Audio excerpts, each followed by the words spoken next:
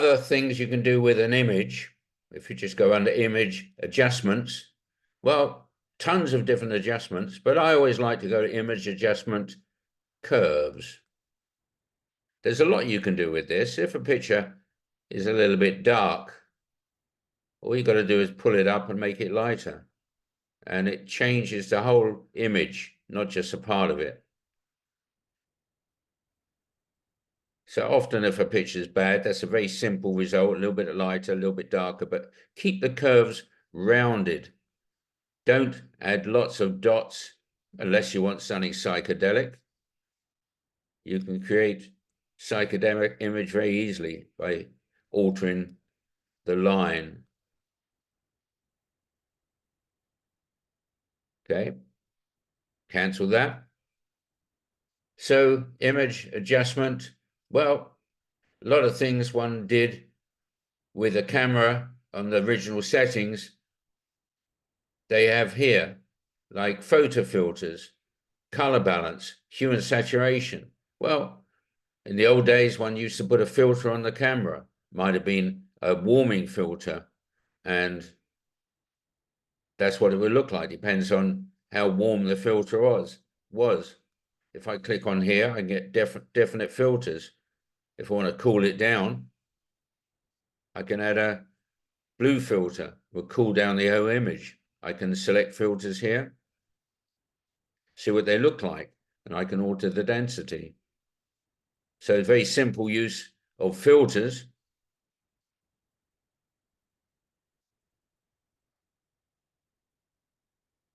But under image adjustment, a lot of ways you can make your image better. Hue and saturation, you can pull around slider bars, alter the whole color range of it. If you want to combine what you're doing with selections, you can select maybe a certain area of an image. I'm just doing a very quick selection just for the demonstration. You take a bit longer doing it with the polygonal lasso tool, but you can select an image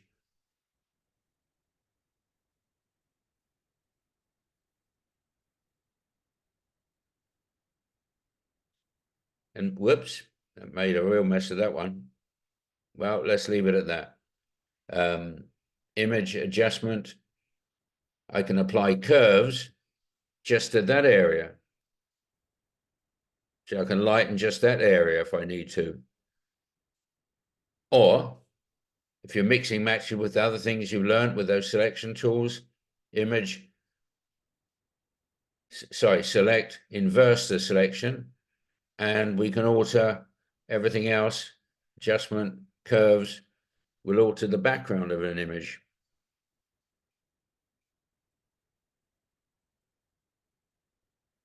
So there's tons of ways you can alter an image without having to go back to the original camera and take it again.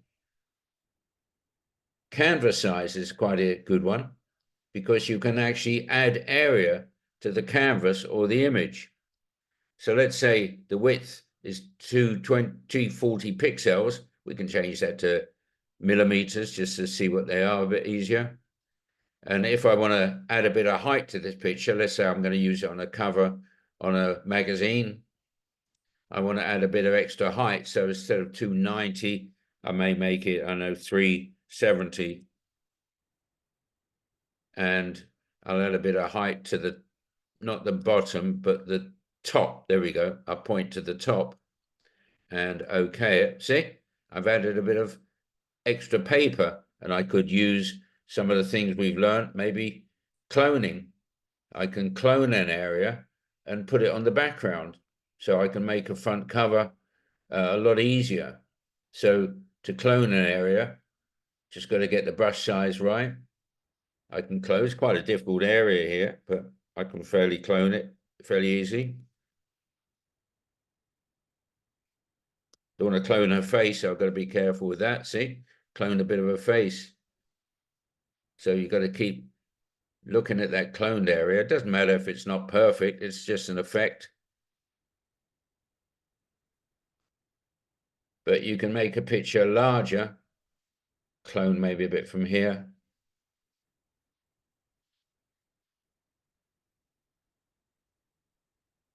So don't be afraid to clone from different areas.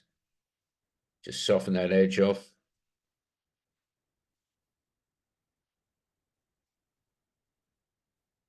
And now if I had to crop it and make it as a front cover, the cropping tool is very good. If we look at that one, I can crop it. I can even turn it if I want to.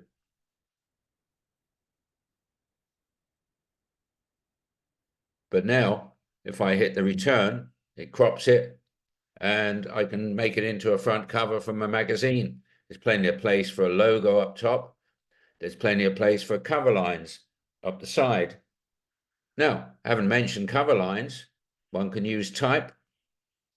One clicks on the image, and one could call it, I don't know, woman. Let's say a magazine is called Woman. Tons of magazines called Women around the world. I can give it a size, using point sizes, very similar to Word, Excel. Okay, 150 point, there we go. And now we got what looks like a front cover.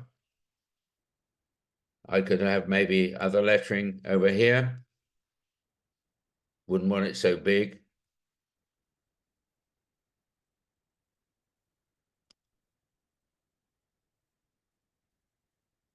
Make sure you move it with a moving tool. And of course, you've got to get the colors right. So to get colors, you've got to go back into the T.